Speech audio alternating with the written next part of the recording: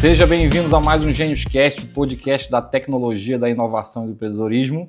É o podcast que conecta empreendedores da vida real, que trazendo ideias, insights, coisas que vocês que nos assistem vão gostar muito. E você, que é um pequeno empreendedor, vai ter hoje aqui com o nosso convidado uma aula, sabe? Muitos insights. O nosso convidado de hoje tem uma trajetória incrível. Eu vou começar a apresentar aí para vocês. Hoje o nosso convidado tem no sangue a força e a resiliência nordestina e no coração o amor por Santarém.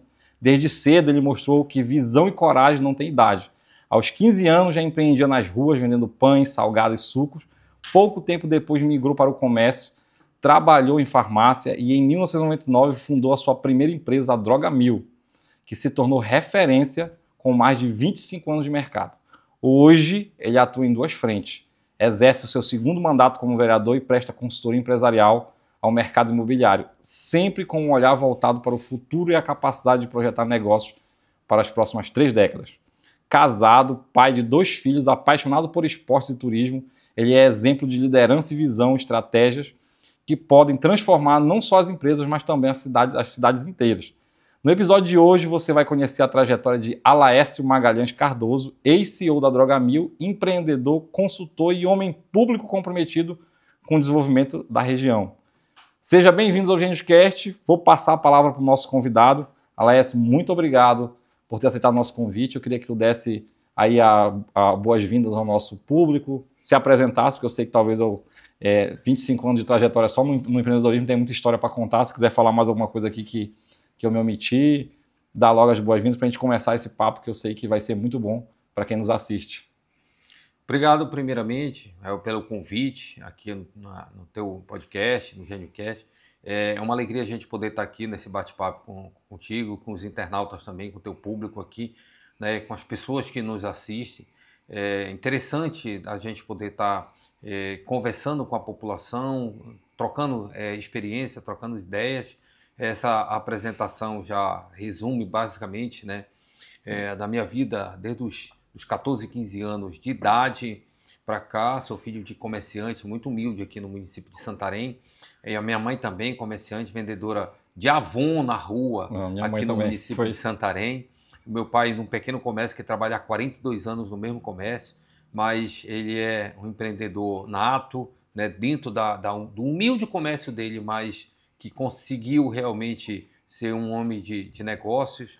E eu comecei a trabalhar muito cedo também, muito cedo mesmo. Tenho uma experiência muito grande nesse mercado de empreendedorismo, mas também no mercado que envolve o associativismo aqui no município de Santarém. Fui diretor na Associação Comercial, 15 anos, fui primeiro presidente do Conselho de Jovens Empresários, criamos o Conselho de Jovens Empresários na Associação Comercial.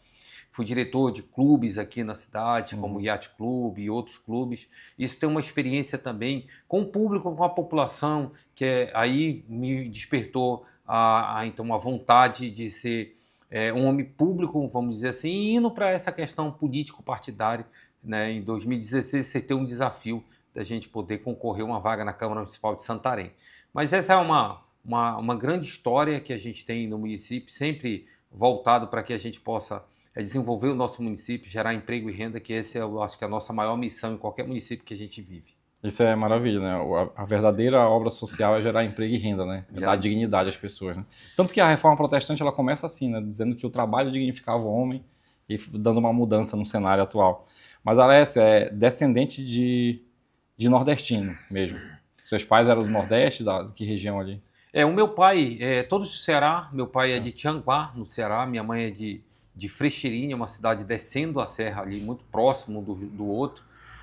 O meu bisavô, né, por parte de pai, foi o primeiro prefeito de Tianguá, Alexandre Pinto Cardoso, veio com 20 anos de idade de Portugal. Nós somos descendentes também de portugueses, aí já um pouco mais distante. Ele chegou então em Tianguá e fez residência ali e trabalhou ali com os filhos, com os irmãos dele, mas foi o primeiro prefeito lá. E o meu pai, na década de 50, em 1958, meu pai veio com o pai dele e os irmãos dele, então, para Santarém. Interessante que eu tenho até uma foto hoje de um barco encostando no porto de Santarém, em 1958, onde o meu avô com meu pai, meus tios, desembarcaram aqui em Santarém, com realmente aquele movimento todo para integrar a Amazônia.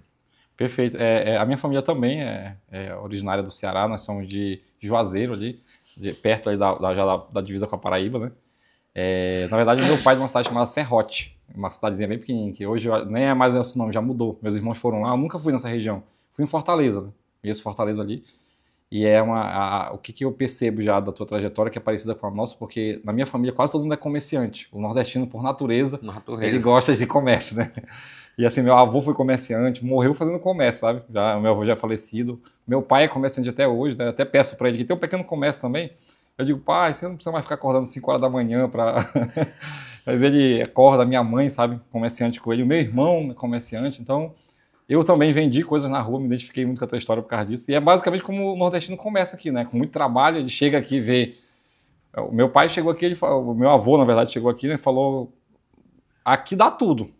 Lá no Ceará, uma seca, é difícil, né? Aqui eu vou ganhar dinheiro, porque aqui tudo que planta dá, aqui chove, aqui é verde. Que é uma fartura. Que é uma fartura. Então ele fez, sabe? Tipo assim, a gente nunca foi rico, assim, mas acabamos sendo de classe média ali, porque com muito trabalho dos meus antecessores, né? Então meu pai e meu avô trabalharam muito no comércio, também com a pecuária, tudo assim, e é muito parecido a tua história com a minha, né? Então, assim, basicamente, ser empreendedor é ser vendedor também, né? Ser CEO de empresa é você saber vender. Se não souber vender, você tá com um problema sério. Então, assim, como é que tu transicionou aqui de vender do pão e suco na rua para ir até onde chegou, assim, até onde tu chegou agora? Como é que foi essa mudança, assim? Passei pela essa venda na rua, fui para o comércio, provavelmente ser funcionário, mas ser vendedor, e depois me tornei empresário. Então, eu sempre morei num bairro aqui na área, eu morei no interior, depois vim para a área urbana de Santarém, por conta de estudo, a gente precisava estudar, e no interior normalmente só tinha até tal série, a gente precisava vir. Nós somos 5 irmãos, graças a Deus, todos com formação acadêmica. Eu tenho um irmão que ele tem mestrado, eu tenho uma irmã agora que concluiu o doutorado, isso muito por conta da minha mãe. Minha mãe estudou só até a 5ª série, mas ela insistia muito para a gente estudar, isso eu dou graças a Deus, porque... E o meu pai nunca deixou faltar nada para a gente dentro de casa. Mas sempre ele foi muito ligado ao trabalho. E aí eu trabalhei mais por uma questão de empreendedorismo do que por uma necessidade financeira, vamos dizer assim. Mas desde muito cedo eu queria ter essa oportunidade de comprar o meu material escolar. Sim, o cearense é inquieto, né? É inquieto. Então eu comecei a trabalhar vendendo picolé, essas coisas na rua, na época do estádio, que eu vinha vender chopinho, laranjinha, na época de finados, no dia dos finados eu ia vender vela lá no cemitério. Eu comprava 100 caixas de vela do meu pai, e eu tinha 14 anos, e eu ia vender essas velas, passava o dia todinho no cemitério vendendo vela. Mas quando terminava ali, eu ganhava uma boa bolada, né? Meus irmãos ficavam, mas como é que tu conseguiu ganhar esse dinheiro? Mas era um espírito empreendedor, e aí participei de várias situações assim. Depois eu tive a oportunidade de trabalhar numa farmácia, né, como vendedor. Fui convidado por um amigo meu e fui para lá para aprender. Aprendi tudo e depois passei para uma outra drogaria, até que chegou um momento, eu fui desafiado então para abrir o meu próprio negócio. Em 1999, aceitei esse desafio, não foi fácil. Eu já estava casado e começando a vida ali, tinha um carrinho velhinho, tinha alguns bens, tive que vender tudo para poder investir no negócio. Acreditei e vendi tudo, fiquei a pé, mas vendi e acreditei no negócio e entrei de cabeça mesmo no negócio, trabalhando 15, né, às vezes mais horas por dia para poder o negócio andar. E aí essa transição, ela foi muito rápida, né, e eu era muito novo, né, para entender tudo isso. Não tinha realmente um conhecimento acadêmico nem nada, mas tinha um conhecimento do meu pai. Meu pai, eu trabalhei com meu pai um tempo atrás no comércio dele e tinha aquele espírito empreendedor. Meu pai sempre diz o seguinte, meu pai sempre comprou à vista e vendeu à vista. Hoje eu acho que é diferente, o negócio mudou muito. Mas o meu pai, hoje se o que ele tem, né, de casas, imóveis, prédios aqui em Santarém, e ele tem um comérciozinho simples que vende né, queijo, rapadura, que vende balde, esses baldes de lugar de manteiga. O comércio dele sempre foi simples, mas ele é um cara que sempre investiu tudo que ele ganhou ali, o que sobrava ele investiu, né, em imóveis e tudo. E para mim ele é um grande exemplo. Tem uma brincadeira que a gente faz no mercado que diz assim, você conhece a história do homem que investiu em imóvel e quebrou? Aí o cara fala, não, pois é, não existe. Né? Mas assim, essa vivência de vender nas ruas, de vender, aproveitar essas datas sazonais, finados, enfim, para vender, te deixou alguma lição que tu trouxe lá para o empreendedorismo, assim? Sim, me deixou uma lição. Eu tenho uma lição muito forte, muito forte na minha vida. Quando eu era muito novo, comecei a fazer essas vendas. Tinha Uhum, um programa que era da Fibesp, era um programa do uhum. governo que era para jovens empreendedores, né? E também era para muitas crianças carentes. Eu acabei furando essa bolha e entrando lá, que eu não era carente nem Uhum. nada, não era de uma família assim abandonada, mas a gente tinha um programa que chegar lá a gente aprendia a fazer salgados e suco dentro de uma estrutura toda, tipo um Senai, Sim. Senac e tudo. E depois a gente ia vender isso em algumas instituições que tinham convênio com ele, bancos, Ah, sim. instituições. Eu vendia no Banco do Brasil, na agência ali na Rua Barbosa, que é até hoje. Mas a Perfeito. gente só podia vender dentro do banco. A gente não podia sair porque a gente era menor de idade. Eu tinha Sim. 13 anos para 14 anos. E eu ia com lancheira e com uma garrafa térmica de suco. E a gente vendia para os funcionários e até para os clientes que estavam do banco, mas eu não podia sair da agência.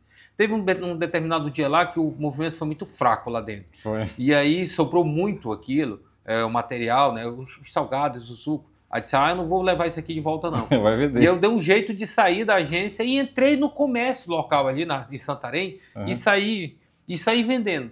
Quando os coordenadores do programa me procuraram no banco, não me encontraram. Rapaz, acionaram até a polícia, foram atrás de mim, até que me encontraram lá no comércio, mas eu já tinha terminado de Já tinha vender. vendido tudo, já. Aí me levaram para a sede lá do programa e mudaram algumas coisas, tiveram que botar um crachá com a gente, me advertiram que eu não podia sair, mas já era um espírito Sim. empreendedor e dizer assim, que normalmente a gente, no comércio, a gente tem uma limitação, a gente está dentro de uma bolha. O empreendedorismo é isso, é você realmente pensar fora da Pensar caixa, fora da é caixa. você pensar de que forma que você vai ser diferente no mercado, porque o mercado ele existia. Então, desde 13, 14 anos, eu sabia que tinha um mercado muito grande e que o mercado dentro do banco ele era muito pequeno. Tá limitado, E né? quando eu saí para ali, mas isso mudou o programa e a instituição lá começou a liberar a gente também para que a gente pudesse vender no mercado, mas desde que fosse com outra pessoa, a gente não podia ir só.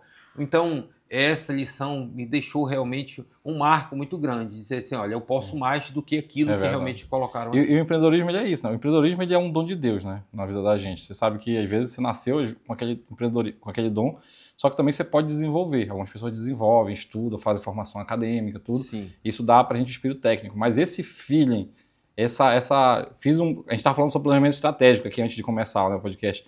Você fez um planejamento estratégico super robusto para sua empresa, tal. Só que se você chegou ali, as coisas não estão acontecendo, você vai ter que procurar essa outra rota. E foi o que tu fez. Tu sim. tinha um planejamento estratégico, vender dentro do banco, né? Só que tu disse, calma, não deu certo, minha demanda aqui é muito pequena, o que eu vou ter que fazer? Encontrar uma demanda lá fora. E aí o vendedor ele olha o seguinte, se tem muita gente ali, tem demanda para eu vender. E aí além de empreendedor, tu era vendedor, né?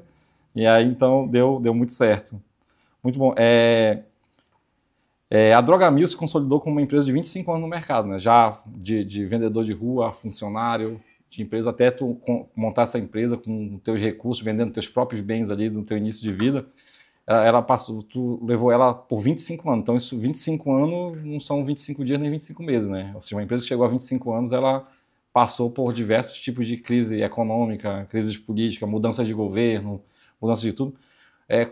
Qual você considera que foi o grande diferencial para essa longevidade, para um quarto de um século, né? Nós estamos falando aí 25 anos. Sim. A Drogamil foi um projeto que nós pensamos lá atrás, foi um desafio muito grande. E quando eu fui abrir a primeira loja aqui em Santarém, ali na Magalhães Barata, Cabral de Leal, que até hoje funciona uma outra farmácia com outro nome lá. Eu lembro muito bem que eu era um pouco criticado pelo Uhum, mercado, pelos concorrentes. Tu vai abrir uma farmácia com um piso de loja muito grande, uma loja muito grande, uhum, em metros quadrados. Foi a primeira farmácia de Santarém 24 horas, naquela uhum. época. Foi a primeira farmácia de Santarém que fez entrega em domicílio. Tinha uma rede, né, de motocicletas para entregar em domicílio. Foi a primeira farmácia de Santarém a ter um cartão de crédito próprio. Nós Caramba. criamos um cartão de crédito próprio, com crédito para as pessoas. Isso foi inovador. A gente fazia os cartões na nossa sede mesmo, as pessoas chegavam lá muito rápido, aderiam ao nosso sistema de crédito, em geral, dava crédito para as pessoas, e isso nós fidelizamos muito clientes. Nós fomos a primeira farmácia em Santarém a ter um convênio empresa, Droga.Mil empresa. Então a gente ia nas empresas e dava crédito para os funcionários das empresas. Então essa inovação dentro daquele mercado nos fez diferencial. Então quando o cara pensava numa farmácia 24 horas, pensava na Droga.Mil. Quando pensava qualquer novidade na época, 25 anos atrás, ele pensava na gente porque a gente estava à frente exatamente. As farmácias, elas fechavam 8, 9 horas da noite. E aí, quando você procurava uma farmácia, 24 horas a gente estava lá. Não era atendimento numa janelinha aberta, era farmácia aberta, escancarada, 24 horas. Então você imagina isso 25 anos atrás. Pois é. Uma farmácia, né, funcionando, né, climatizada, com todos os funcionários funcionando, normalmente como se tivesse 3 horas da tarde, 3 horas da manhã, era o mesmo padrão de atendimento, o mesmo padrão. E se você pedisse, também você receberia na área urbana de Santarém, né, e muito rápido. Então, acho que esse foi o grande diferencial que nos levou a ter, nas nossas pesquisas de mercado que a gente fazia lá, a gente sempre foi a farmácia mais falada, com maior faturamento individual, e aí veio a segunda, a terceira, a quarta loja, então nós começamos a expandir por conta de uma necessidade que a gente precisava também estar no centro da cidade e nas outras áreas também do município como um todo. Mas o grande diferencial nosso foi esse, inovar.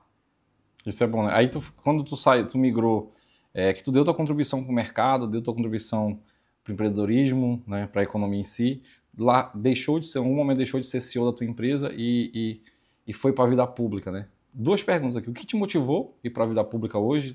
Tá no teu segundo mandato como vereador. E também, como foi o teu processo de transição? Tu vendeu a empresa, sucedeu para uma pessoa, para uma outra, não, disse, não, agora eu vou fechar aqui a empresa e vou seguir. Como foi esse processo? Bem, eu sempre fui dentro do empreendedorismo aqui. Eu entrei então para a Associação Comercial Empresarial de Santarém, como eu disse agora há pouco. Eu me envolvi lá, fui diretor, fiquei até ser vice-presidente da casa. E lá, eu então, dentro do associativismo, nós dissemos assim, olha, nós precisamos ter pessoas que sejam empresários, que tenham a cabeça de empreendedor dentro da política, que é para a gente poder ser representado, para a gente poder pensar, né, da política como se fosse uma empresa que tem contas a pagar, contas a receber, sim, que tem um planejamento e que a gente possa realmente ter esse código genético de gestão dentro da política. E aí eu fui aclamado dentro nessa época na Associação Comercial para ser o representante da casa. Então eu não queria logo no início. Tu recebeu uma missão, né? Uma missão. Em 2016 eu não queria, e depois eu fui até que me convenci, né, disputei nossa primeira eleição, fui eleito logo de imediato, fui eleito vereador no município de Santarém para o primeiro mandato. E aí, desde então, o mercado mudou muito, o mercado de farma mudou muito. E aí começaram as grandes redes, né, no Brasil a se expandir. Nós tínhamos 2 redes grandes no Pará, que eram em Belém, começaram a vir para cá, e as grandes redes também comprar as redes menores. E aí chegou um momento no mercado que eu entendi e disse assim, olha, ou a gente, no mercado farma, ou a gente é muito pequeno, tem uma farmácia individual, independente, que você cuida daquele negócio, ou você é de médio para grande. Perfeito. Porque é um mercado muito concorrido, com muita... hoje em Santarém, por exemplo, tem uma rede de Santarém que é a maior rede da América Latina. Eles estão em Santarém. Então, para você ter uma ideia, Santarém se tornou muito alvo dessas grandes redes. E aí eu tomei uma decisão, então, de negociar. Eu vendi para uma rede local, uma loja nossa, e a outra loja eu vendi também para um outro empresário. Então, na minha avaliação, saí no momento certo, na hora certa, nós vendemos. Inclusive, nós vendemos a marca Droga.Mil. Marca tem registro de marcas e patente no INPI. Então, foi uma outra negociação com um outro grupo que hoje tem Droga.Mil também em Santarém. Então, essa marca nós vendemos depois de um ano para um outro grupo aqui local. E então, tanto as lojas quanto a marca, nós negociamos, nós vendemos. Maravilha. Não, a empresa ela tem 3 finalidades, né? Ela vai quebrar, ela vai ser herdada por alguém ou ela vai ser vendida. Sim. Ela vai ter esses 3 fins. Então, assim, a gente sempre fala isso, né? A gente, na Barose Consultoria, a gente prepara a empresa para chegar num ponto do M&A, que a gente chama, né? Que é a Managed Acquisitions, que é fusões ou aquisição. Então, é isso que está fazendo. Por exemplo, uma grande rede que está aqui, a Extra Farma com a Pague Menos, elas fizeram recentemente uma fusão, né? Então, uma absorveu a outra e ficou Pague Menos, porque era uma marca mais forte dentro do negócio. E a gente vê isso acontecendo no setor farmacêutico, no setor imobiliário. A Sadia com a Perdigão se uniram, fizeram a BRF, né? Uniram mais outras fábricas. A JBS se uniu recentemente com a Eldorado, com outra empresa. A própria Drogazil, que está aqui, ela também tem uma fusão. Foi com a Raia, né? A Raia e a Raia Drogazil, né? A Drogazil e a Raia se juntaram, fizeram, tem ações na bolsa e é mais ou menos isso, né? Então a empresa ela vai se preparando, às vezes, para chegar nesse momento. E nem toda a empresa ela tem um sucessor imediato, porque tu tem 2 filhos, né? Mas eles às vezes podem querer fazer outras coisas que não seja empreendedorismo e todo mundo tem que viver a sua vida, né? É muito bom quando a pessoa quer levar o legado, mas é nesse caminho que o capitalismo está indo. Grandes redes estão montando um sistema complexo de gestão, de governança, para competir no mercado cada vez mais competitivo. Maravilha. Como tu enxerga hoje o papel de empreendedor dentro da política e da política no incentivo ao empreendedorismo? Hoje a política ela também passa por suas fases, né? Eu acredito muito que a política ela tem um poder dentro da sociedade de transformação muito grande. E a gente, enquanto população, nós precisamos entender que a política é algo bom, é algo saudável, é algo legal. Sim. E nós precisamos também, enquanto cidadão, nos envolver, né, com relação à política, não só a cada 2 anos indo lá na urna e votar e fazendo as nossas escolhas, mas também que a gente possa se envolver politicamente no nosso município, nosso estado ou na União, de uma forma bem participativa, que a gente não só vote nos candidatos, mas que a gente acompanhe os projetos dele, que a gente faça os nossos pedidos e o nosso controle social. Porque hoje nós temos um controle, tem os tribunais de conta, tem as câmaras municipais, as câmaras estaduais que fiscalizam. Mas o maior controle que nós temos é o controle social que a população faz, principalmente nas redes sociais. Sim. Com o celular na mão, você faz um controle social daquele político. E aí, quando a gente vem para cá, o que eu acredito? Eu acredito que as tomadas de decisões no nosso município, vamos falar do município de Santarém. Quando você toma uma decisão de fazer uma escola ou não fazer aquela escola, de fazer uma creche ou não fazer, de pavimentar determinadas ruas, de fazer investimento em esgotamento sanitário, em tratamento de esgoto, ou de investir determinadas cifras dentro de um bolo total que nós temos aqui, quando você toma a decisão de fazer ou não fazer, vai ter consequências, saudáveis ou não. Então hoje o orçamento do município de Santarém é 1 bilhão e 800 milhões de reais, ano. Nós votamos isso aqui na Câmara Municipal.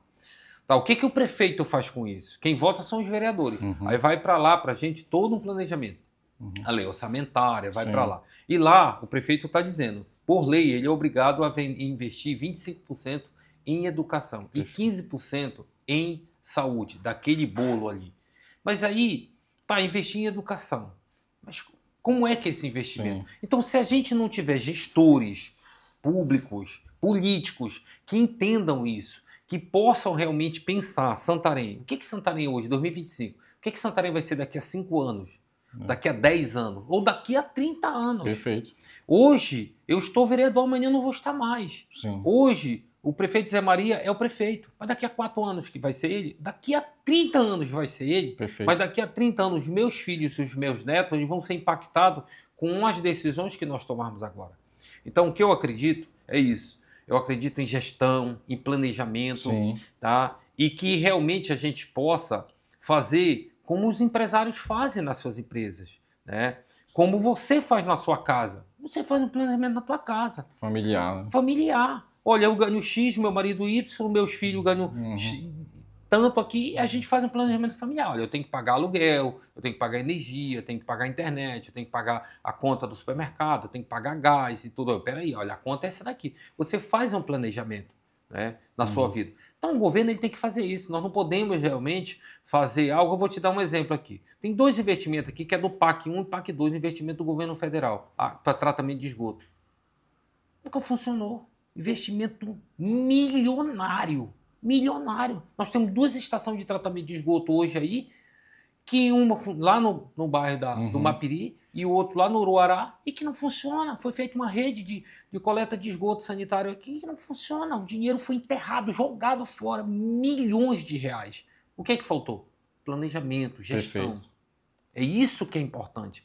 E nós da população, nós temos que nos incomodar com isso, porque senão passam mais 30 anos e as coisas não mudam. É verdade. E a gente vê o seguinte, que as cidades que são grandes hoje no Brasil, que atraem turistas, que atraem negócio, turismo de negócio, grandes eventos, que atraem o setor imobiliário, que atraem investimento, o cap table imobiliário, elas são empresas que tinham um plano de governo de 30 anos, de 20 anos, sabe? Ou seja, uma coisa mais longa.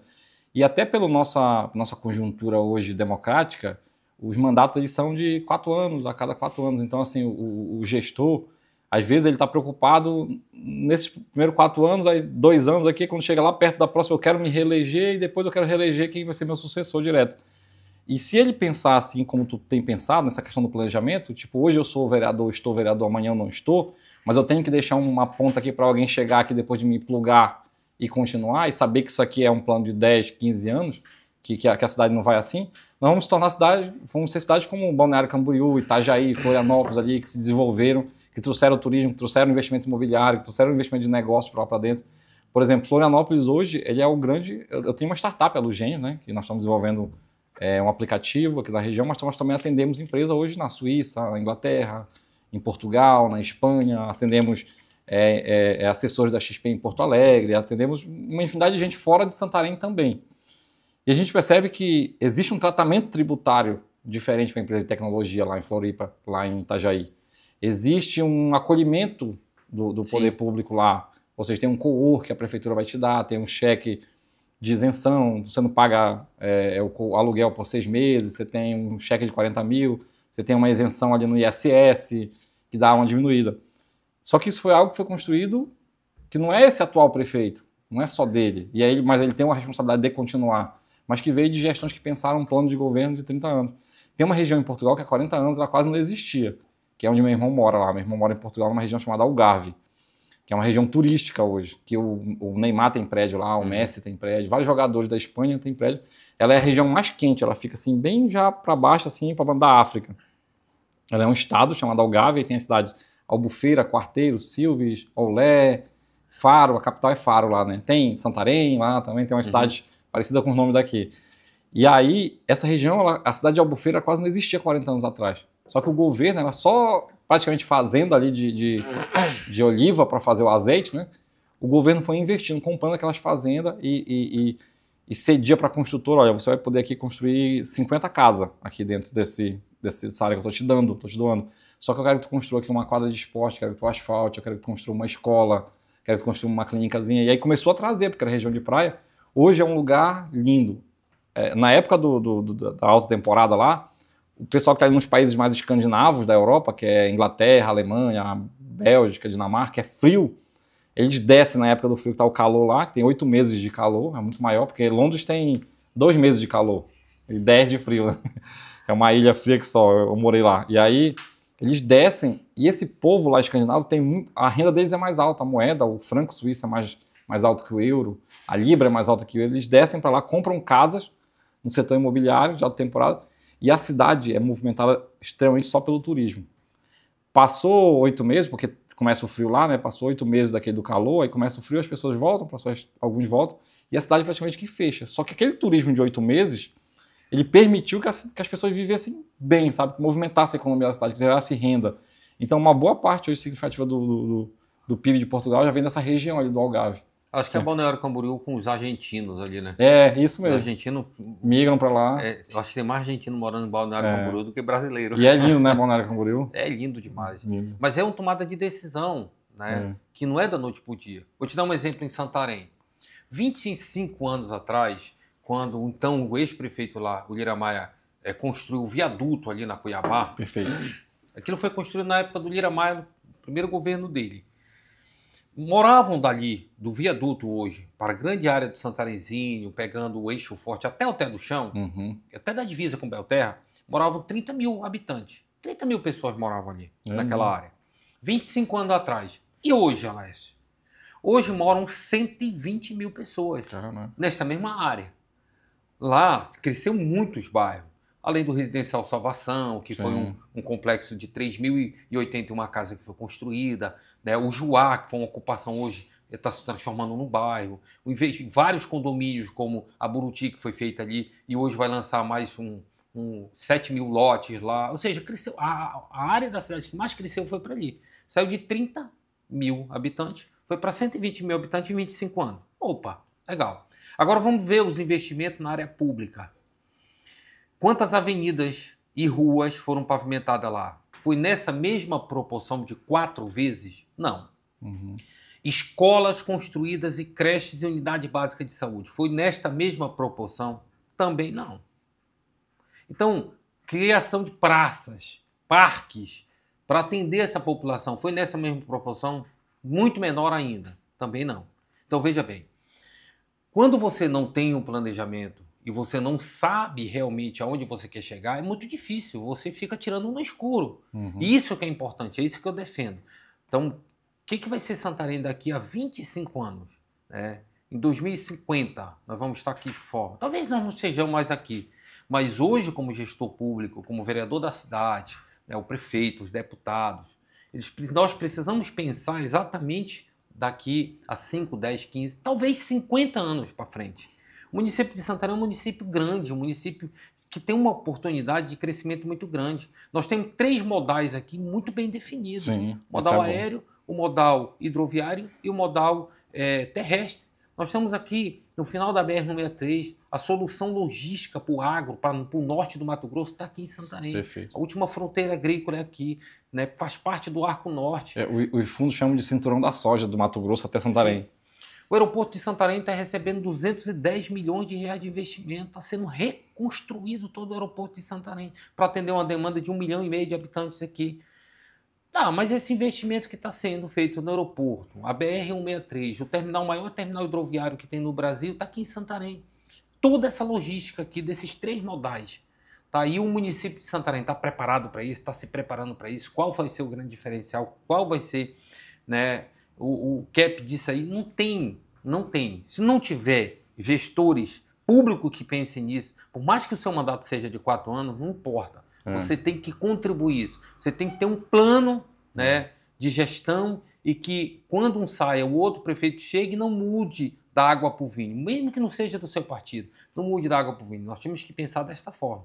Eu projeto Santarém nos próximos 10 anos para a gente ter um crescimento populacional avassalador. Pelos investimentos que a gente está tendo, pelos números que eu tenho em mente aqui, o que a gente tem estudado, Santarém vai crescer muito, Sim, muito.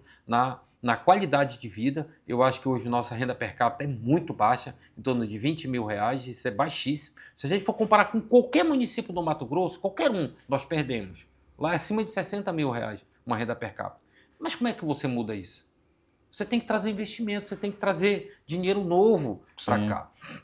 Então, a gestão, ela tem que pensar desta forma. Então, eu acho que os investimentos públicos aqui do governo do estado e do governo federal têm avançado. Eu acho que o governo do estado aí tem investido muito em Santarém, né, com centro de convenções, com novas rodovias, com ampliação de hospital regional, com ampliação, construindo policlínicas, investimento na saúde. Mas nós precisamos entender que a população, o que ela vive, geração de emprego e renda. Sim. Se a gente não trouxer investimento para cá, privado, para gerar emprego e renda, a gente vai viver de Bolsa Família, viver dessas bolsas do governo federal, que isso, na verdade, é um paliativo, é um remédio para tosse. Transitório, né? Transitório, é um remédio para tosse. Você deu aqui, passou a tosse, você para de dar um remédio.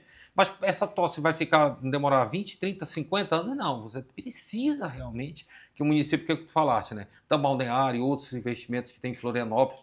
Então, nós não temos hoje uma política de investimento, né, para finalizar esse bloco aqui, nós não temos uma política de investimento hoje para trazer as startups para Santarém. Perfeito. Olha o investimento que tem. É algo que eu tenho defendido até com o prefeito Zé Maria, e daqui a pouco eu vou sair, vou ter uma reunião com ele hoje ainda. Eu tenho dito para ele, prefeito, qual é o investimento? Ah, mas aí o ISS de Santarém hoje é 5%. Aí estão querendo que a gente baixe isso para 2%. Prefeito, por mim, a gente baixaria o mínimo possível. Hoje a gente não tem nada, tu não arrecada nada. Sim. Se tu passar a arrecadar 1 ou 2%, tu sai do zero. Receita. É receita. É mais ou menos nesse sentido. A gente Eu tenho a Lugênios, uma startup, nós captamos o cheque mais alto já captado aqui nessa região oeste do Pará. De 31 municípios dessa região aqui, que a gente tem, incluindo a Marabá, o nosso cheque atualmente foi o cheque mais alto que a gente captou, né? Graças ao trabalho que a gente começou lá em 2023 com meu sócio, dia 22 de junho de 2023, eu estava voltando da Inglaterra e eu chamei o meu atual estagiário que trabalhava comigo na Barov, que fazia ciência da computação na UFOPA.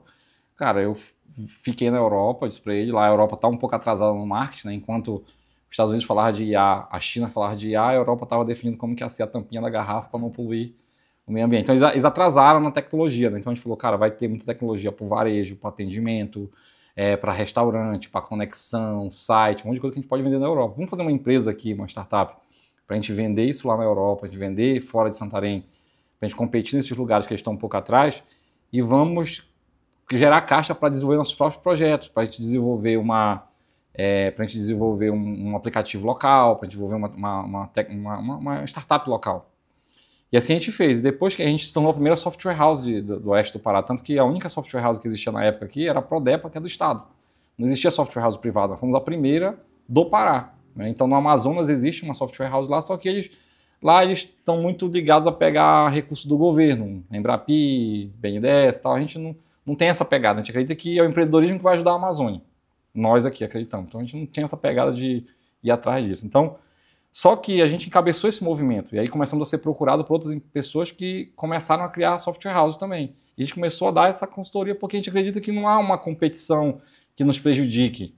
Então, outras software houses que estão aqui sentadas, nasceram aqui dentro da gente. Vindo aqui, sentando na nossa mesa, a gente definindo com eles um plano, o que a gente faz, mostrando para eles como que é nosso organograma, como é nosso planejamento estratégico, como que é nosso planejamento tático, operacional, como que a gente capta cliente lá fora, que é difícil, como que a gente atende um cliente lá fora, que é outra língua, outro idioma, outra moeda, como que a gente transaciona.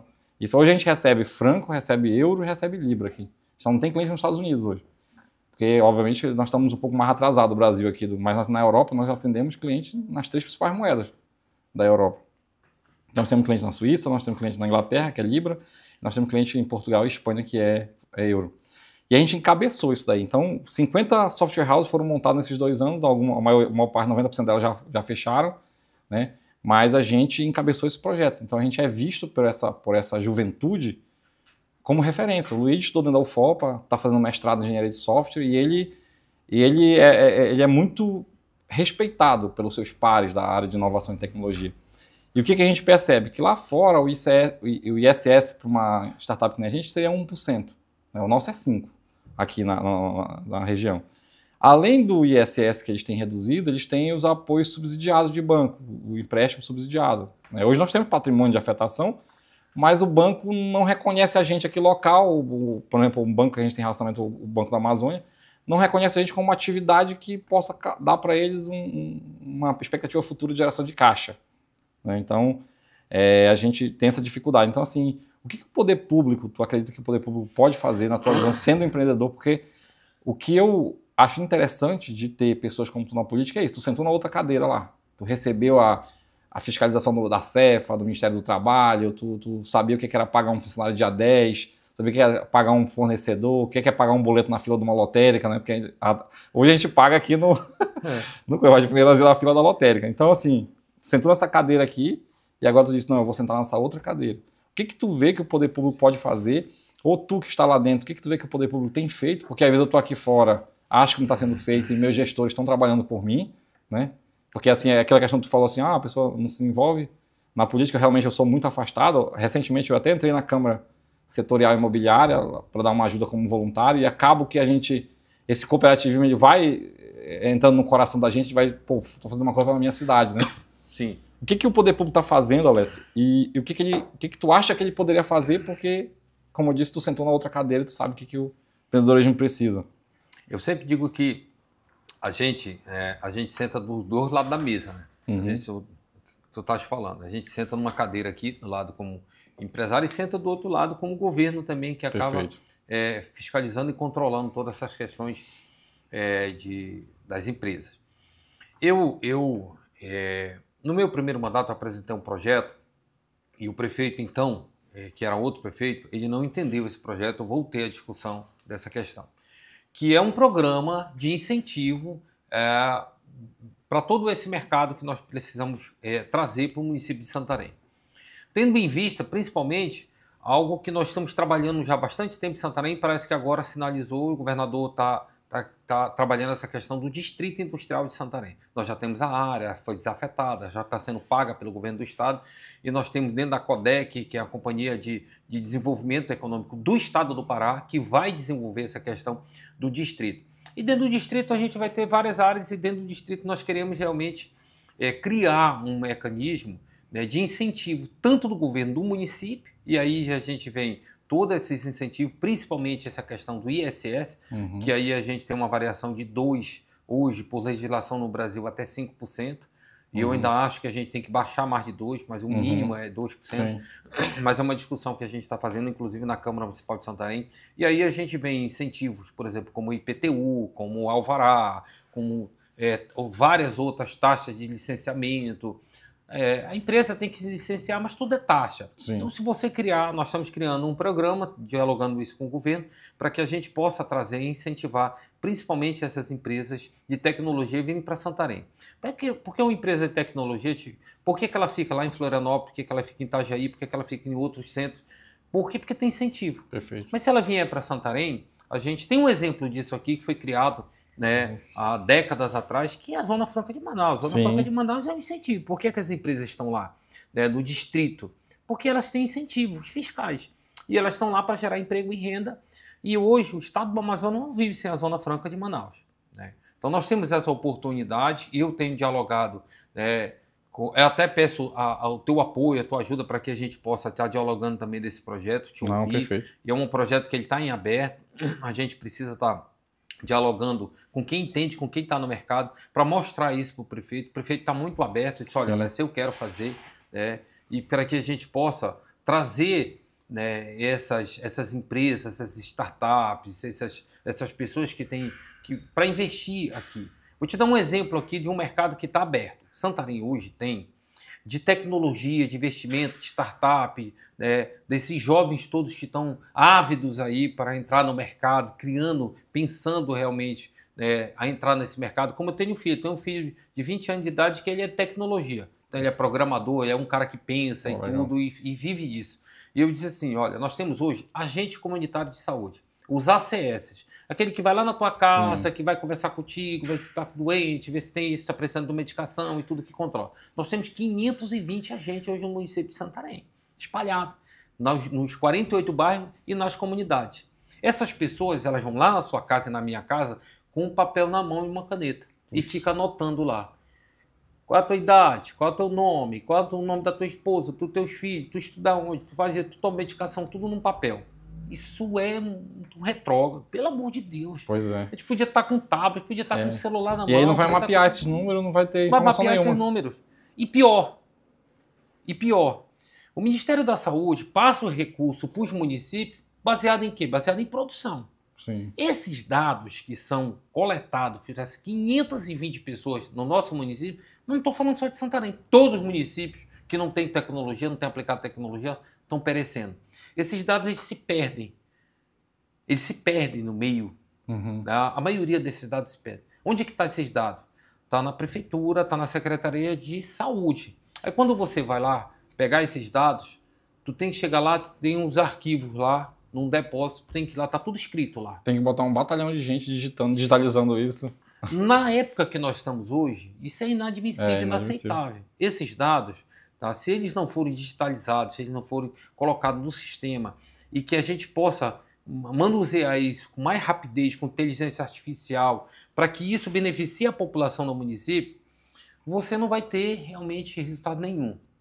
Então, nós temos um mercado aqui gigante, tá? Nós temos hoje aqui 72 unidades básicas de saúde no nosso município e que todas elas são dessa forma. Quando você chega lá, para você marcar hoje uma consulta no município de Santarém, uma consulta com um médico no SUS, um médico, você tem que ir na unidade básica de saúde do teu bairro, da tua comunidade, fazer uma consulta, fazer um atendimento com a enfermeira, fazer uma consulta com o médico e depois aquilo vai.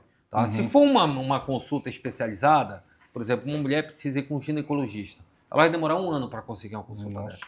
Mas tem um médico, tem a disponibilidade, mas a informação ela é tão lenta que ela demora para chegar. Então, entre a mulher ir lá na unidade básica de saúde, fazer essa consulta e chegar essa informação para o médico, é de 8 meses a 1 ano. Isso é inadmissível. Inadmissível.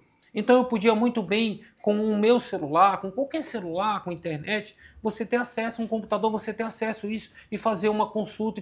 Então isso nós precisamos, enquanto gestores, nós precisamos avançar. Então a minha experiência, para finalizar aqui essa pergunta que tu fizeste, a minha experiência enquanto gestor é privado, e quando venho para a gestão pública, eu fui secretário de turismo. Então eu tenho experiência na gestão pública dos dois lados também, tanto do executivo quanto do legislativo. Eu fui vereador, estive vereador, depois passei 3 anos e 4 meses como secretário de turismo, gestor da pasta, ordenador de despesa, é quem fazia, que estava com a caneta na mão, e voltei agora para o legislativo para fiscalizar. Então eu tenho experiência no executivo desta forma e tenho experiência no legislativo. Então eu sei como é que funciona, como é que o prefeito trabalha, como é que o secretário trabalha, né? O secretário de saúde, eu sei como é que ele pode fazer, o que ele pode fazer. E eu estou do outro lado também pensando como empreendedor e como empresário de que é possível fazer. Então nós precisamos criar esse programa no município de Santarém, incentivar, trazer realmente essas startups, essas empresas para o nosso município com incentivo. Tem que trazer com incentivo. E sobre no ponto aqui, hoje a gente tem 19 desenvolvedores, né? Nós temos, a maior parte dos nossos desenvolvedores estão no Rio, São Paulo, Minas Gerais. Temos desenvolvedores, por exemplo, que trabalharam já para o Itaú, para o Nubank, para o Zé Delivery. Inclusive, pagamentos bem altos, né? Acho que o nosso dev, nosso CTO ganha 20 mil reais, né? Então, porque é um cara que já tem experiência muito grande. Então, a gente tem hoje software rodando dentro da Suíça, temos o software rodando em hamburguerias em Londres, no varejo em Londres. Nós estamos desenvolvendo nosso app próprio de turismo também, que vai ser muito importante para a nossa região. E assim, nós temos plena capacidade de desenvolver essa tecnologia para o setor de saúde. E assim, eu estou te falando de não ter nenhum lucro, por exemplo. A gente buscar financiadores aqui na iniciativa privada que financiariam o custo dessa produção e a gente implantar, porque esses números vão mudar uma realidade de saúde da nossa região. E assim, eu imagino o ACS chegando, a gente desenvolvendo algum tipo de aplicativo, alguma coisa que o ACS faz o Q&A de perguntas ali, preenche na casa se tem alguém doente, se tem alguém que precisa de um tratamento, se ele fez um procedimento, ele classifica que aquela doença ali na casa, ela é leve, ela é emergente, ela sabe, precisa de uma atenção. Então a medicina começa a ser mais preventiva, já começa esses dados jogados num BI, né? Porque eu pego inteligência artificial, pego o BI, o Business Intelligence da Microsoft, e a gente faz um mapeamento ali, eu consigo já mapear uma possível pandemia, um possível surto de doença. Por que aqui esse ACS diagnosticou aqui que nessa rua tem 50 pessoas com catapora nesse bairro? Nós temos um surto aqui, então nós temos que agir, temos um número, temos que agir. E esse dado é real time, o cara preencheu aqui, transmitiu dados para um grande Big Data, o Big Data transforma esses dados num conhecimento e joga para quem tem que tomar decisão, para supervisores ou secretário de saúde ou pessoas que estão responsáveis de tomar decisão. 4, 5 pessoas olhando os dados conseguem tomar decisão de um município com 300 nós temos 390 mil pessoas hoje aqui? O município de Santarém, ele tem, pelo IBGE, ele tem 350, mas eu acredito que tem mais de 400 mil. Porque vem muita gente aqui que muda e não faz a transferência. Aqui nós somos um polo aqui, né? Tipo, Monte Alegre, Santarém, Itaituba. O pessoal vem para cá, às vezes, não faz a mudança do domicílio eleitoral, às vezes. E o último censo é 2022, né? Então a gente tem aí... Uns 400 mil no mínimo. 400 mil habitantes. E essa informação que tu estás falando, ela muitas das vezes, ela chega assim, o gestor. Sim. Só que ela chega com 1 ano depois. Chega 1 ano depois. E aí é que está o que é preenchido em papel, 90% não vai ser tabulado. Não vai. Não consegue ser tabulado. Você imagina eu pegar várias fichas ali, ou então tentar alimentar isso daqui. Sabe, já existe um erro de forma, um erro de vício já, às vezes, na tabulação. E às vezes é o seguinte, eu tive o contato lá na casa, eu sou ACS, aí eu mando lá para a secretaria, tu é a pessoa que levanta esses dados. Qualquer erro, tu não tava lá, tu não sabe o que tá. Aí tu, vou colocar de qualquer jeito aqui, porque eu não sei o que é. E quem tá vendo a situação pode preencher, pode fazer uma nota ali, pode fazer uma coisa desse tipo. E hoje com a IA, de tratamento de dados, com a AGI, com a AI, de manipulação de dados, ela te dá informações assim, é igual aquela IA que eu te mostrei da nossa reunião, né?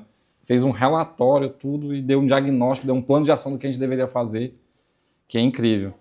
Mas maravilha, você disse que gosta de projetar negócios para 30 anos à frente, né? Como se constrói um pensamento de longo prazo num país de tantas mudanças?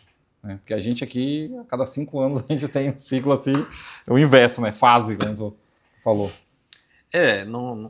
Não é fácil, não é uma tarefa fácil, mas eu sempre pensei desta forma. Eu disse, olha, eu tenho que fazer a minha parte, e a minha parte é fazer e planejar dessa magnitude. Eu tenho que pensar dessa forma. Se isso vai acontecer ou não vai acontecer, vamos lá. Mas eu penso dessa forma. Como a gente começou a conversar aqui. Né? No meu planejamento, quando eu vou conversar com uma liderança comunitária, ou quando eu vou conversar aqui com um deputado, ou com um governador, ou com um prefeito, eu sempre tenho dito para eles, olha, nós precisamos pensar a médio e longo prazo, e as nossas ações aqui, elas precisam ser, né, a curto prazo, porque a gente está aqui no presente, mas nós não podemos perder exatamente esse laço de pensar lá na frente, porque as nossas tomadas de decisões, hoje aqui, elas vão influenciar as pessoas lá na frente, independente se a gente queira ou não. Então, o que é que eu tenho feito? Eu tenho feito com que as pessoas que trabalham comigo pensem também desta forma. Eu tenho conversado com os vereadores, com os outros 22 colegas na Câmara Municipal, que a nossa Câmara Municipal é uma Câmara plural, nós temos representantes de vários segmentos da sociedade, de várias regiões da sociedade, de vários nichos da sociedade, de várias áreas econômicas da sociedade, então é plural. Mas eu tenho dito para eles assim, se nós aqui hoje, que nós estamos vereadores por 4 anos, se nós começarmos a pensar no nosso município, né, nos próximos 40 anos, nós realmente vamos construir um legado juntos que nós vamos deixar para os nossos filhos e para os nossos netos. Mas se a gente for pensar aqui apenas no nosso umbigo, nós vamos ser, quando a gente sair, 1 ano depois ou 6 meses depois, nós vamos ser esquecidos pela sociedade. Porque a gente apenas fez o paliativo, a gente fez aquilo que estava na nossa obrigação de fazer. E tem um engano que eu falo para os colegas, de que o papel do vereador é apenas de fiscalizar o executivo. Não é de fiscalizagem. Nosso papel também é de ser um interlocutor entre o governo do Estado, entre deputados, trazer emenda parlamentar para cá, ajudar a construir o nosso município. Quem é que traz um projeto como esse de incentivo para a startup para cá? Um vereador. Perfeito. Nós estamos lá na ponta. Eu estou lá na ponta. Eu preciso planejar isso aqui, pensar nisso aqui, sonhar com isso aqui e de uma maneira muito saudável contaminar o prefeito para que ele sonhe comigo nesse projeto. Perfeito. Porque se eu convencer o prefeito de que isso é importante e ele tomar uma decisão de fazer, eu vou impactar pelo menos mais uma geração pela frente com esse projeto. Sim. Então esse é o meu papel. É assim que eu trabalho e eu tento realmente conversar com os outros colegas, vereadores, para que eles possam pensar junto com a gente. Então, eu acredito muito desta forma, tenho vários exemplos, como eu te disse aqui, e um dos exemplos, quando eu cheguei na associação comercial, eu queria saber a história da associação comercial, eu cheguei lá, a associação tinha 60 anos de história, e eu queria saber a história da associação comercial que ela construiu, tem 60 anos, poxa, legal. O que foi que vocês construíram aqui? O que foi que os mais antigos construíram, que fizeram? Está tudo nas atas, lá no porão do prédio, lá embaixo. Tudo nas atas. Não tem nada digitalizado, não. Não tem nada escrito aqui, não. E aí eu comecei e fiz um projeto, né? E nos 70 anos da entidade, eu editei e fiz um livro contando a história da associação comercial. Tem esse livro hoje lá. Agora a associação tem 80 anos, já fizeram a 2ª edição do livro. Mas eu fui lá para as atas, fui ler, fui ter esse trabalho junto com uma equipe e contar a história do que a associação comercial tinha feito, né? E lá nós descobrimos que nós já chegamos a ter um sistema aqui que não tinha energia própria, não tinha linhão aqui, nós passamos 18 horas, né, sem energia. E sorveteria todos quebraram. Já pensou uma cidade de Santarém passar 18 horas sem energia? Tu tem uma tabelinha que tu recebeu, você é jovem, os jovens hoje não sabem. Né? Tu tinha uma tabelinha dizendo, olha, vai faltar energia às 6 horas da manhã e vai voltar às 10 horas da noite. O dia todinho, a parte da noite sem energia. E o que é que tu vai fazer? Não podia fazer nada, entendeu? Mas tivemos isso aqui, um racionamento de 18 horas. Isso não está muito longe. Isso tem 20 anos só. Entendeu? Aí o Porto de Santarém foi uma luta da associação comercial. Então, tantas histórias que estavam ali enterradas. Se nós vamos colocar isso, que é para as próximas gerações saberem que o poder de decisão que você toma, independente de que você esteja em nível da sociedade, o poder de decisão que você toma hoje pode impactar gerações futuras. Isso é o que eu acredito. Isso é importante, né?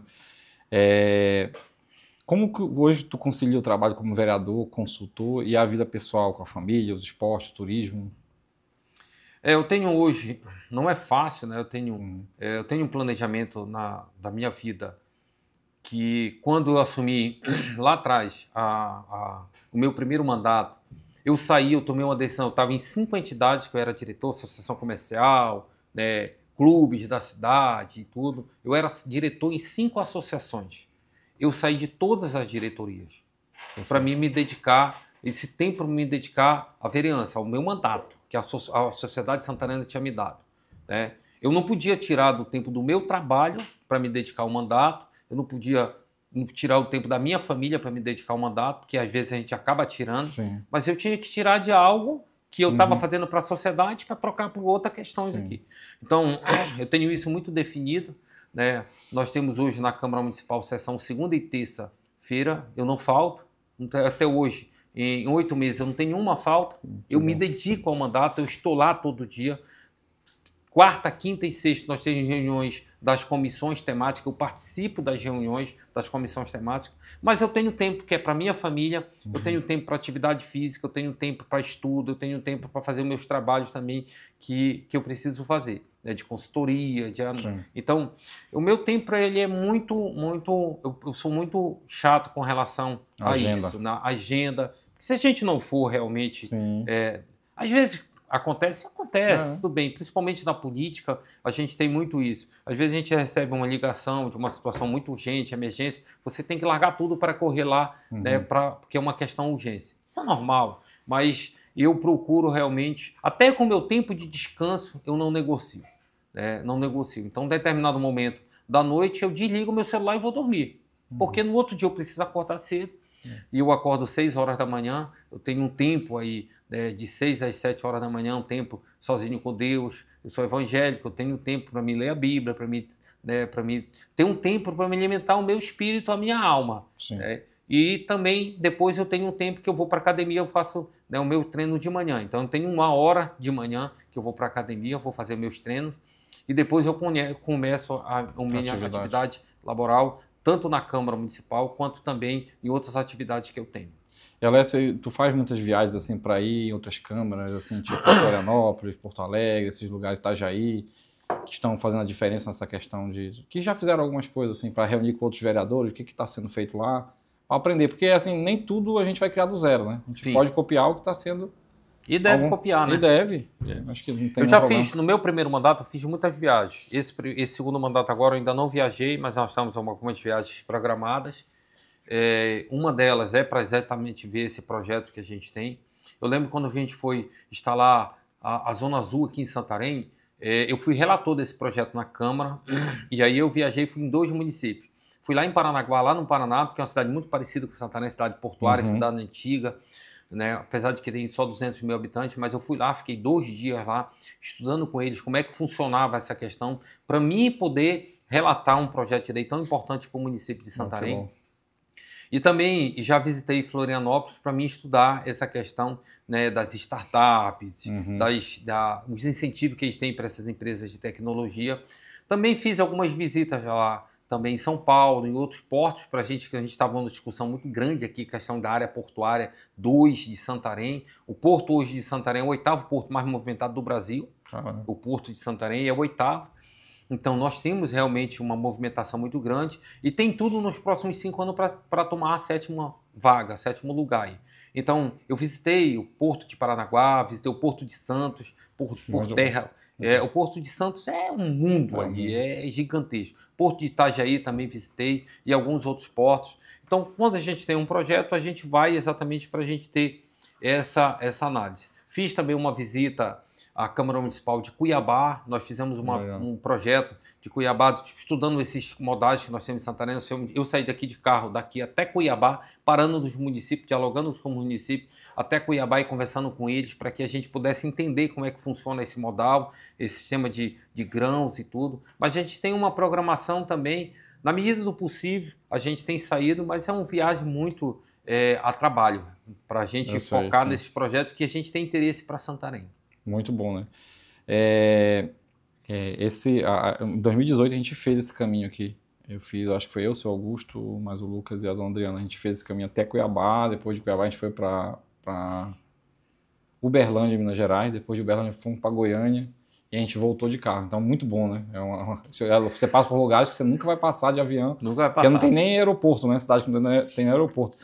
E as cidades do Mato Grosso são realmente muito bonitas, né? Guarantã, Sinop. Sinop, de 2018 para cá, pelo que eu vejo no Instagram, assim, que eu acompanho, cresceu absurdamente, né? Cresceu muito. Sinop, Sorriso, todas as cidades que estão no eixo da 163, elas cresceram muito. Mas quando você entra também, né, dentro do estado, elas têm um crescimento avassalador. É fora da curva, por causa do agro, mas é impressionante. Não é só, o agro é muito forte, sim, sem sombra de dúvidas. Mas eles estão crescendo muito. Nós fizemos esse trabalho, eles estão crescendo muito no turismo, estão crescendo muito também na questão da educação, se tornando polo de educação, se tornando polo logístico, né?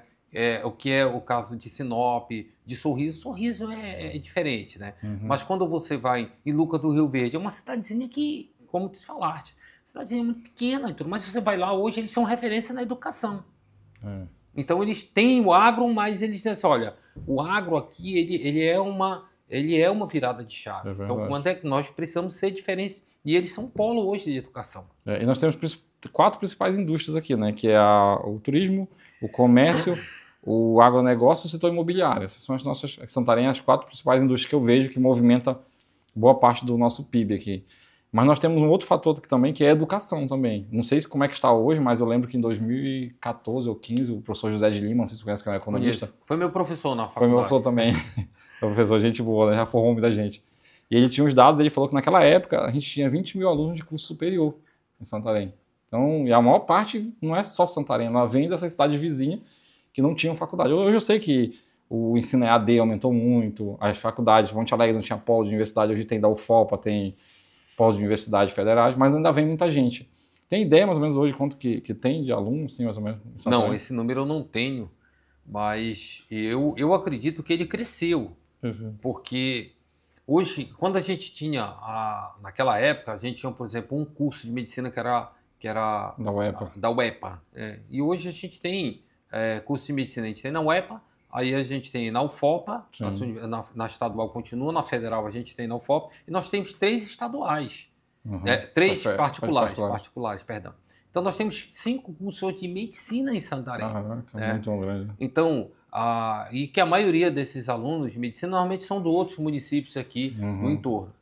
Então a UNAMA, a tendência é crescer muito, a UBRA continua crescendo também. O IESPES, né? O IESPES crescendo muito. E tem outras universidades também, né, como a Unip, que vem para cá, como outras universidades que estão vindo para cá.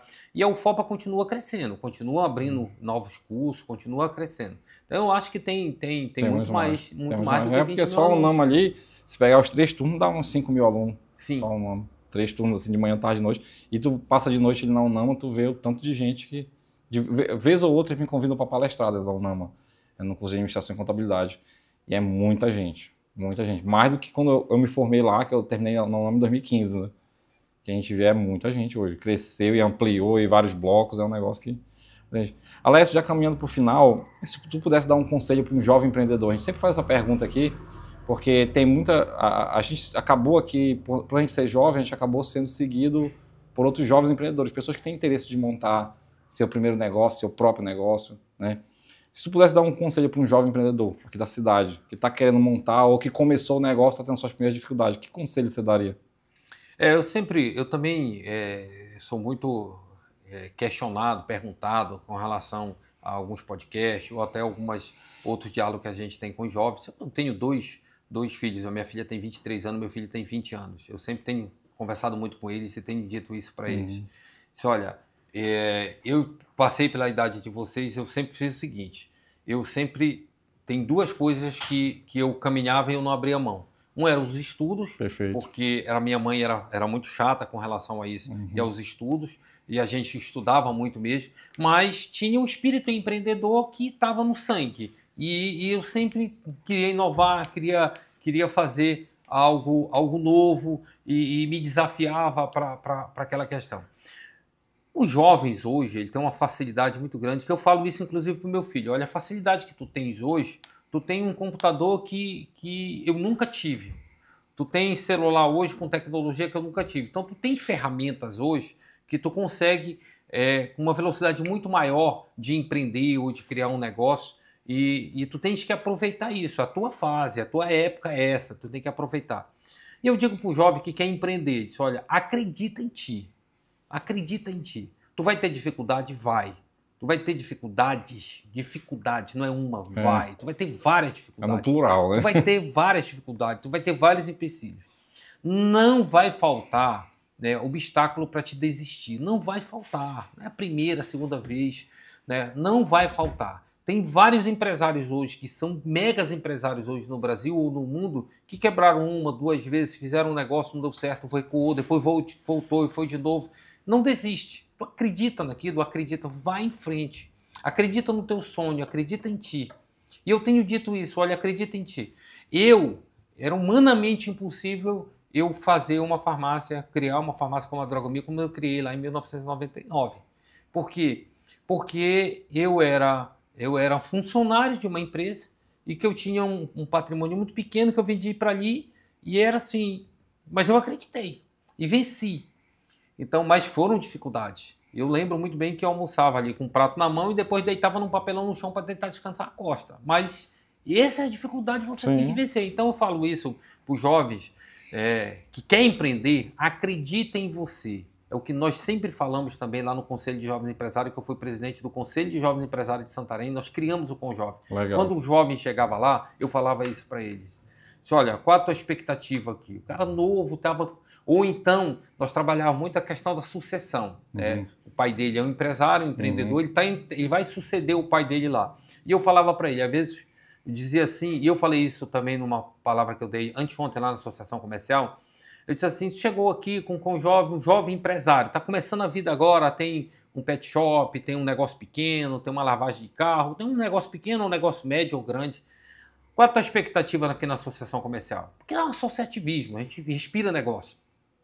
Não, eu quero conhecer melhor a associação, eu vim para cá para fazer amizade, e eu vim para cá para ver, conhecer novos amigos. Eu disse, meu amigo, você está no lugar errado. Você tem que ir para um clube, fazer amizades, para um clube, jogar um futebol, jogar um beach tennis, jogar um vôlei, você põe para um clube. Aqui, você está no lugar errado. Eu ficava assustado, eu dizia, aqui o negócio para você empreender, você ganhar dinheiro, você fazer negócio. Você vai conhecer aqui o Ismael, o Alaécio, tudo, para você... Como é que eu posso te vender? Eu comprar de ti, eu quero comprar de ti, eu quero fazer negócio. Então aqui nós vamos ter a oportunidade para você gerar emprego e renda e ganhar dinheiro. Então, você que acredita em você, vai em frente, não desiste. Não é fácil, mas não desiste. Muito bom. Alaécio, eu quero te agradecer pela tua disponibilidade de ter vindo aqui. Essa conversa foi maravilhosa, já passamos mais de uma hora, estamos quase 1h10 aqui, e parece que foi muito rápido, né? Te agradecer pela disponibilidade, ter se colocado aí para ter um cargo público, representar não somente os interesses também da classe produtora do nosso município, mas principalmente dos mais vulneráveis, né? Pensar nos mais vulneráveis, pensar no turismo em si, porque quando a gente gera emprego e renda, a gente está pensando em toda uma cadeia, né? Isso é muito importante. Muito obrigado pela tua disponibilidade. Eu desejo que o teu mandato tenha bons frutos, não só para esse momento agora, mas para outras gerações, como a gente falou no decorrer desse podcast, né? Que é assim, que talvez os filhos dos teus filhos possam ver um trabalho que tu fez aqui e que diz, olha, meu avô fez esse trabalho aqui, por causa disso aqui também me ajuda e ajuda os meus pares, né? Os meus conterrâneos santarinos. Muito obrigado. Queria saber se tu quer deixar uma mensagem final, para a gente encerrar o podcast, falar alguma coisa. Eu também te agradecer pelo convite, né? Agradecer a todos que estão nos assistindo. A gente está à disposição também nas redes sociais. Quem quiser fazer um contato com a gente vai deixar depois nosso Instagram. Quiser mandar uma mensagem, conversar sobre alguma dúvida que ficou, a gente não consegue conversar sobre tudo aqui, porque realmente Sim. é uma vida toda, né? Mas eu estou muito à disposição. E dizer para vocês que eu sempre falo, tem um versículo bíblico que ele é praticamente tatuado no meu coração e que eu acredito muito, que é Filipenses 4,19. Eu acredito muito, muito mesmo, né, nesse versículo, como eu acredito na Bíblia como um todo. Filipenses 4,19 que diz: o meu Deus, segundo a sua riqueza em glória, há de suprir em Cristo Jesus cada uma de nossas necessidades. Então, tudo aquilo que você tem colocado como necessidade, coloque fé, né?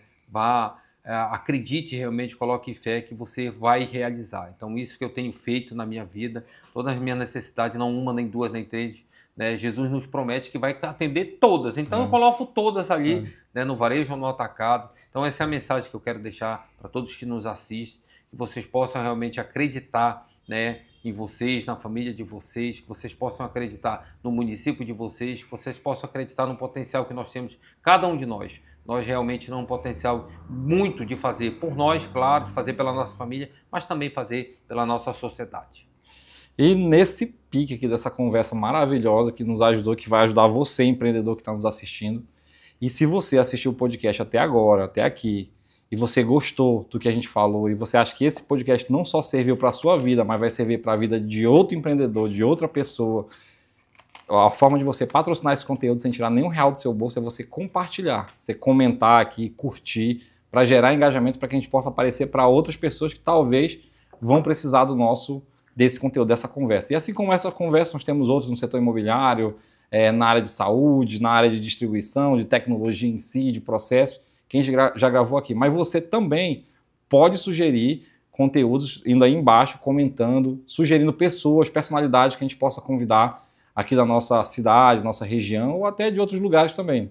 A gente vai convidar. Se a pessoa vai vir, aí já é outra coisa. Mas você pode sugerir temas, se você acha que tem um tema que é muito importante, cultura de empresas, alguma tecnologia em específico, uma situação específica que você acha que tem alguém que possa vir falar aqui com a gente, nós estamos abertos, nosso espaço aqui é aberto para a gente conversar.